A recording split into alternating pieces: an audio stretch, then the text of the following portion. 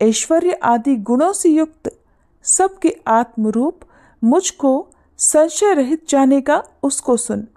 मैं तेरे लिए इस विज्ञान सहित तत्व ज्ञान को संपूर्णतया कहूँगा, जिसको जानकर संसार में फिर और कुछ भी जानने योग्य शेष नहीं रह जाता। हजारों मनुष्यों में से कोई एक मेरी प्राप्ति के लिए यत्न करता है, और उन यत्न करने वाले योगियों में भी कोई एक मेरे परायण होकर मुझको तत्व से अर्थात यथार्थ रूप से जानता है।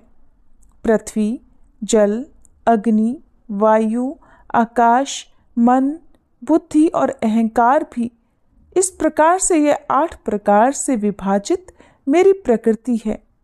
ये 8 प्रकार के भेदों वाली तो अपरा अर्थात मेरी जड़ प्रकृति है, और हे महाबाहो, इससे दूसरी को, जिससे यह संपूर्ण जगत धारण किया जाता है, मेरी जीव रूपा परा अर्थात चेतन प्रकृति जान।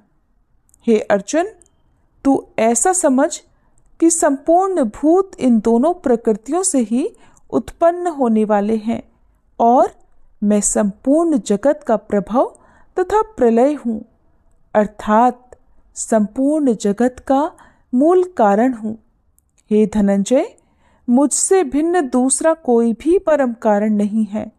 ये संपूर्ण जगत सूत्र में सूत्र के मणियों के समान मुझ में गुथा हुआ है।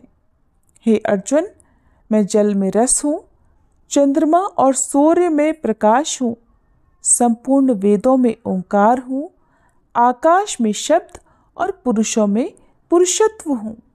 मैं पृथ्वी में पवित्र गंध और अग्नि में तेज हूँ, और संपूर्ण भूतों में उनका जीवन हूँ, और तपस्वियों में तप हूँ। हे अर्जुन, तू संपूर्ण भूतों का सनातन बीज मुझको ही जान। मैं बुद्धिमानों की बुद्धि और तेजस्वियों का तेज हूँ।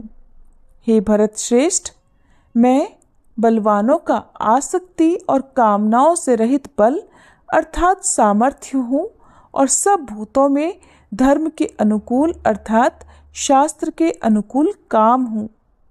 और भी जो सत्वगुण से उत्पन्न होने वाले भाव हैं और जो रजोगुण से होने वाले भाव हैं, उन सब को तो मुझसे ही होने वाले हैं ऐसा जान, परंतु वास्तव में उनमें मैं और वे मुझ में नहीं हैं। गुणों के कार्य रूप सात्विक, राजस और तामस, इन तीनों प्रकार के भावों से ये सारा संसार प्राणी समुदाय मोहित